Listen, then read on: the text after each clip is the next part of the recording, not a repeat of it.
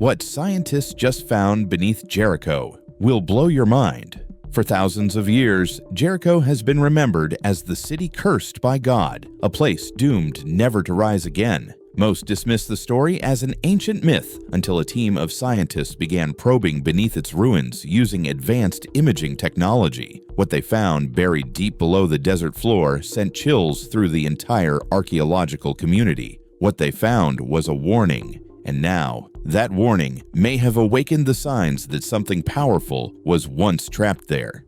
The city beneath the scriptures. Beneath the sun-baked sands of the Jordan Valley lies a city older than time itself, named Jericho. Known today as Tel Es-Sultan, this ancient mound stands quietly near the modern city of Jericho, yet beneath its dusty layers rests a story that stretches back more than 11,000 years. It is the oldest continuously inhabited city on Earth, a place where stone and scripture intertwine and where myth and archaeology still wrestle for truth. Around the end of the 4th millennium BCE, Jericho once again became an urban settlement. Like many towns of that era, it had walls for protection and a thriving community within them. These walls were rebuilt many times over the centuries, showing how often the city was destroyed and reborn. Around 2300 BCE, there was another break in city life. Nomadic groups, possibly the Amorites, moved into the area but did not stay long. By about 1900 BCE, the Canaanites arrived and reintroduced town life. Archaeologists have found remains of their homes and even pieces of furniture buried in their tombs as offerings for the afterlife. These discoveries help us understand the culture that the Israelites would later encounter when they entered Canaan, a culture they would eventually adopt in many ways. Jericho is also deeply connected to the Bible.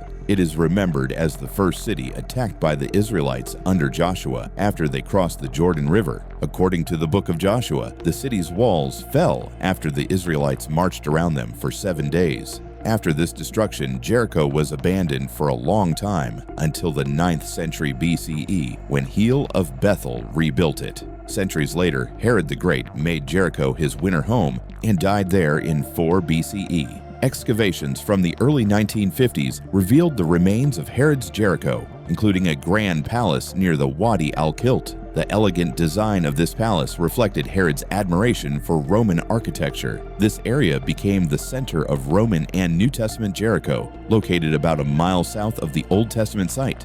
During the Crusader period, Jericho grew again on another site a mile east, where the modern city eventually developed. The original site of Old Testament Jericho, Tel Es-Sultan, stands about 70 feet above the surrounding plain, near the spring of Ain al-Sultan. In 2023, it was declared a UNESCO World Heritage Site for its historical and cultural value. Archaeologists have identified more than 20 layers of human settlement there, revealing how life continued in waves over thousands of years. One of the most important excavations was led by Kathleen Kenyon between 1952 and 1958. Her work focused on finding the date of Jericho's destruction mentioned in the Bible. While her team uncovered walls, towers, and traces of fortifications, they could not clearly identify the exact walls said to have fallen in Joshua's time. The evidence showed that a city existed during that period, but the cause and timing of its destruction remain uncertain.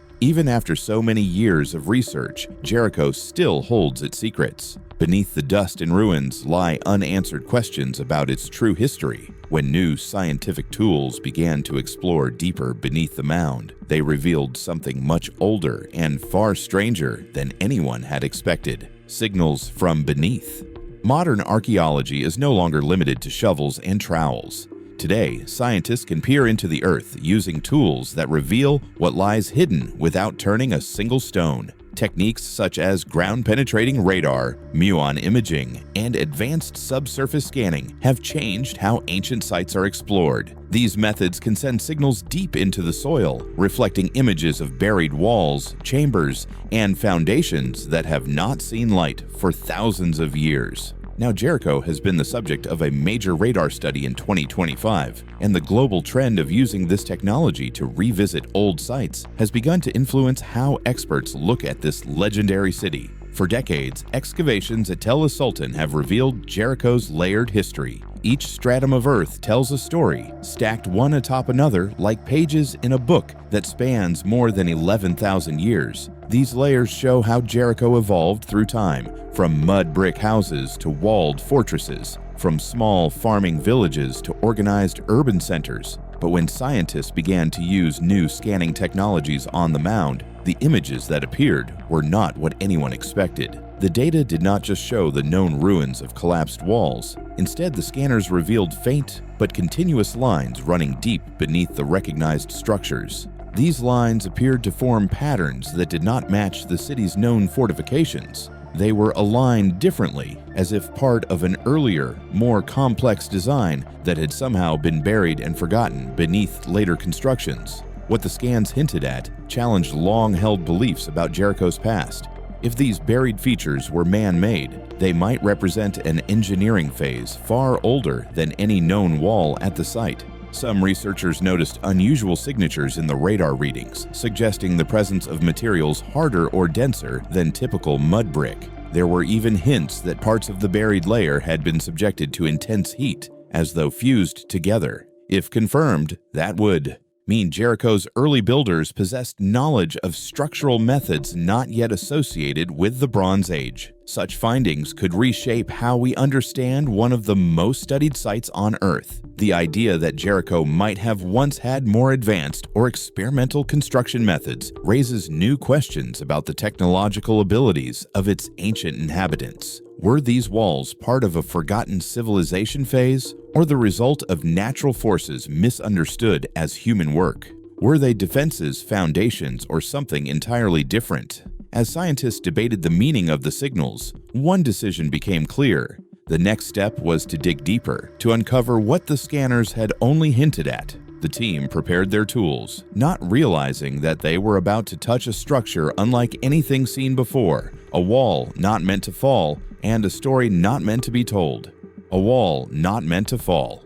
Beneath the layers of dust and ancient debris stood a massive fortification, still standing in places to a height of nearly 28 feet. Its stones were immense, locked tightly together as though resisting time itself. Unlike other ancient ruins, which crumble inward with age or collapse due to pressure from the outside, this wall told a very different story. The fractures ran outward, as if some force within the city had pushed it apart. It was a detail that immediately caught the attention of every archaeologist present. The surface of the stone was equally strange. In several sections, the team noticed signs of scorching and partial fusion, stones that seemed to have melted and hardened again. Some looked glazed, their surfaces glassy under the sunlight, as though exposed to heat far beyond what primitive fires could produce. Such vitrification has been found in other prehistoric sites, often linked to mysterious ancient fires or even unknown energy releases,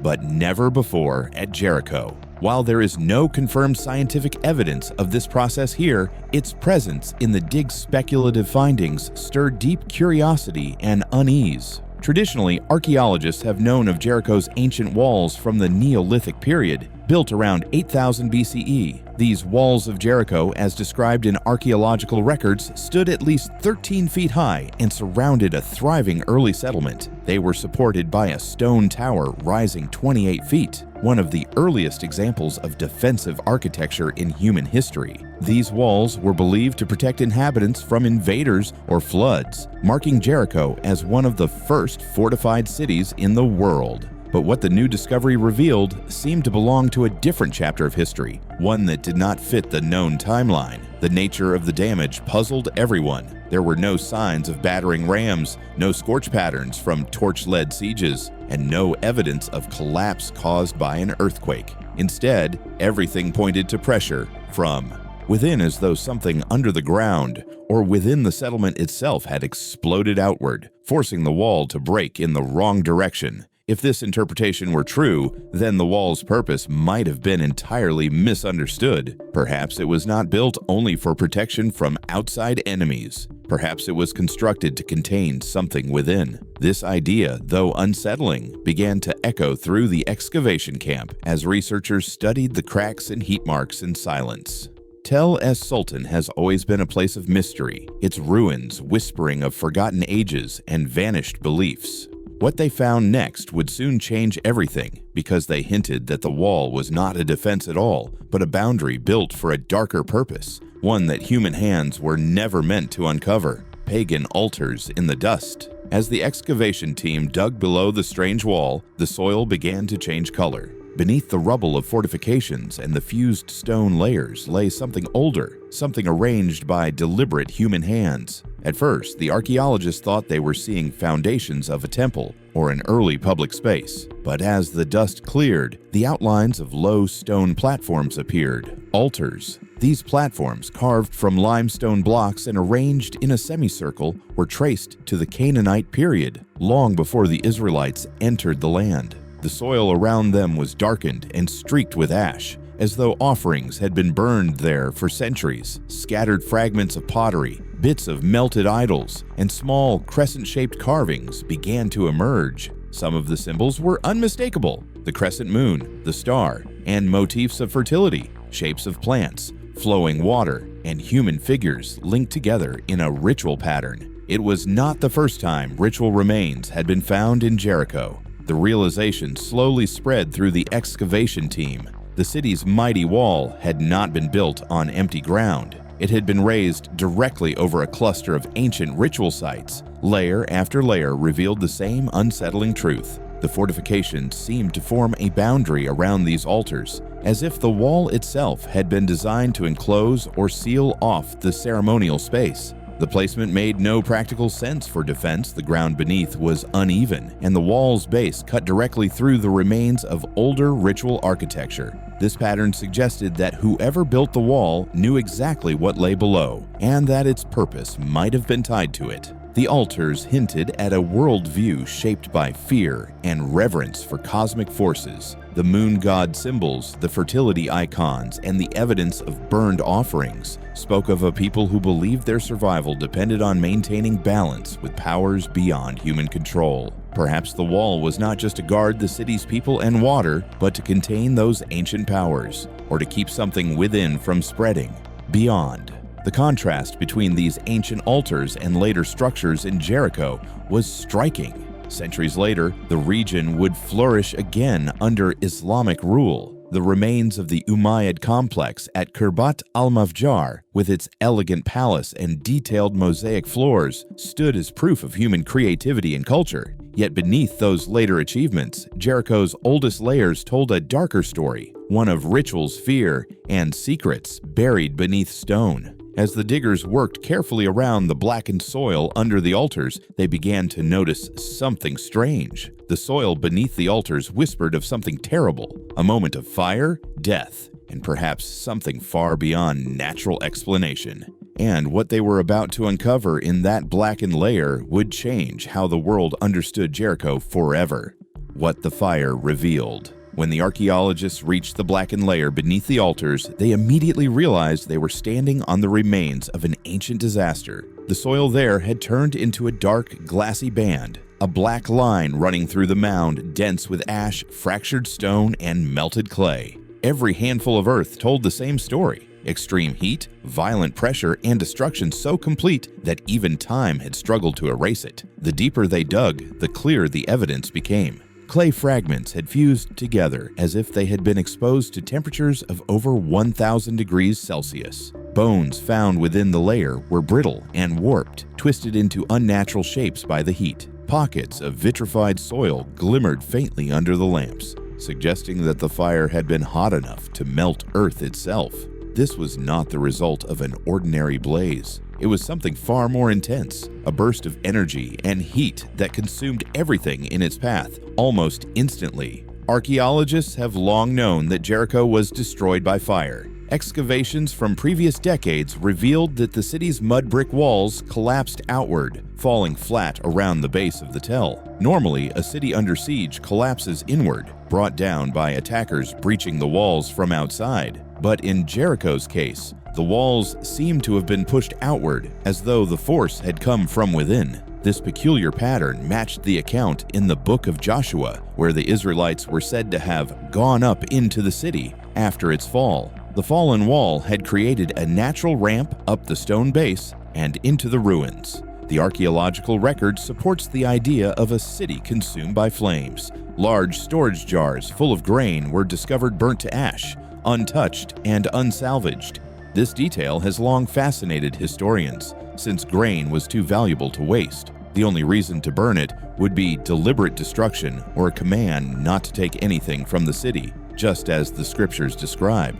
But as the team examined the new evidence, the pattern of the fire seemed stranger still. There were no signs of a long siege, no siege trenches, no weapon fragments, no layers of debris that marked the slow fall of a besieged city. Instead, the destruction appeared instantaneous, as if the flames had erupted from within the settlement itself. The collapse of the walls, the direction of the fractures, and the presence of fused stone all pointed to a single moment of unimaginable energy. The possibility began to take shape that this was not simply a fire caused by conquest or accident. It looked more like a breach, an event that burst outward from beneath the city, breaking the wall that had once contained it. The idea was unsettling, but the evidence refused to fit any other explanation. The wall had not failed as a defense. It had failed as a seal. Late in the evening, as scanners probed below the blackened layer, the instruments began to pick up something unusual. A hollow space appeared on the monitors, an empty pocket buried deep below the layer of vitrified soil. The readings showed geometric outlines, the unmistakable shape of a man-made chamber. It had been sealed for thousands of years, hidden beneath the ash and the stones of the fallen city. The team stopped their tools and stared at the screen in silence. Beneath the fire and the ruin, beyond even the oldest layers of the tell, lay a chamber no one had ever entered, and what waited inside had been sealed away since the dawn of civilization. The chamber beneath the city. When the archaeologists brushed away the last of the compacted dust, they found something no one expected: a smooth basalt lid, sealed with ancient precision. It took hours of careful effort to lift it, the sound of stone scraping stone echoing through the excavation site. Beneath it lay a hidden vault, untouched for millennia. The air that escaped was heavy and dry, as if it had been trapped since the city's destruction. Inside the chamber were objects that seemed to whisper stories from multiple worlds. Ceremonial jars lined the walls, their surfaces blackened as though scorched by immense heat.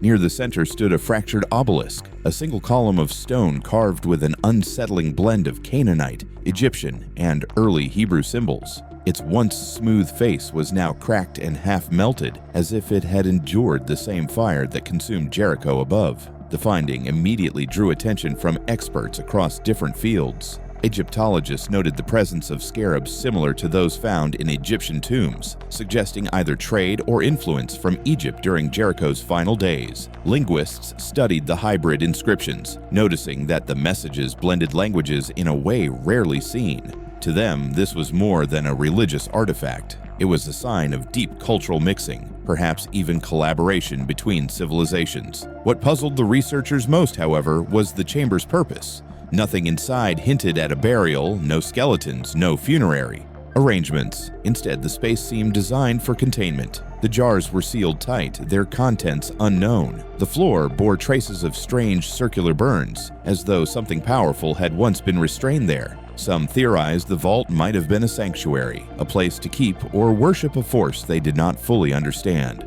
Others believed it was a warning, a desperate attempt to lock something away. The Bible and archaeological evidence together painted a haunting picture. After Jericho's fall, the city was left deserted for centuries. The mound itself remained untouched, even when nearby areas thrived. Prophets and kings alike spoke of the curse placed upon it, that anyone who tried to rebuild the city would suffer tragedy. Generations later, during the reign of King Ahab, a man named Heel defied the curse and attempted to rebuild. As the foundation was laid, his firstborn died. When the gates rose, his youngest followed. The price for defiance was clear. The curse shocked everyone and raised unsettling questions about what Jericho's walls were truly built to hold back. The real reason Jericho fell. For centuries, the fall of Jericho has been told as a story of faith and miracle, a city whose walls crumbled before the Israelites after the sound of 7 trumpets. But the deeper archaeologists dig, the less that story seems like a simple miracle, and the more it feels like a warning from a civilization that built something it could not control. Some modern researchers now believe the towering walls of Jericho were never meant to keep enemies out. They were built to keep something in. Beneath the city, magnetic and seismic surveys have revealed strange anomalies, pulses of residual energy, distortions in the soil that suggest an enormous force once erupted from below. The burn patterns in the ruins show outward collapse and heat intense enough to melt clay. These are not the marks of an invading army. They are the signs of destruction from within. The archaeological controversy only deepens the mystery. British archaeologist John Garstang's excavations in the 1930s suggested that Jericho's destruction occurred around 1400 BCE, aligning with the biblical account of Joshua's conquest. But later, Kathleen Kenyon argued that the city fell much earlier, around 1550 BCE, long before the Israelites arrived. Her conclusion, based on pottery dating and radiocarbon analysis, became the mainstream view. Yet her critics, led by archaeologist Brian Wood, insist that she misread the evidence.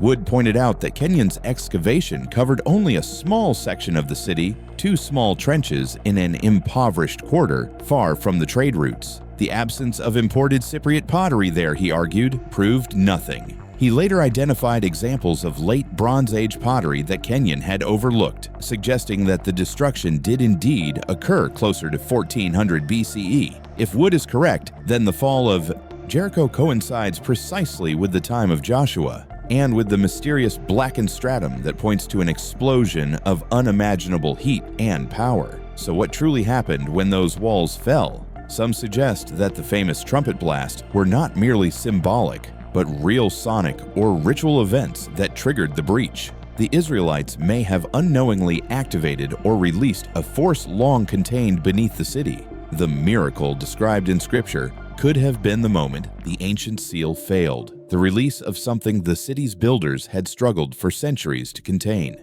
Others go further, proposing that Jericho's foundation sat atop an ancient device or natural anomaly, perhaps a buried energy source or geological chamber that reacted violently when disturbed. The city's layout, its concentric walls, and its fortified base might have been designed less for war and more for containment. Whatever the truth, one thing is certain: Jericho's fall was no ordinary siege. It was an internal rupture, a moment when the ground itself turned against its people. The archaeological layers, the scorched stones, and the collapsed walls all tell the same story. Something broke free. And now, with the rediscovery of the hidden chamber beneath the ruins, that seal may once again have been disturbed. The same energy once confined by those walls could now be stirring after thousands of years of silence.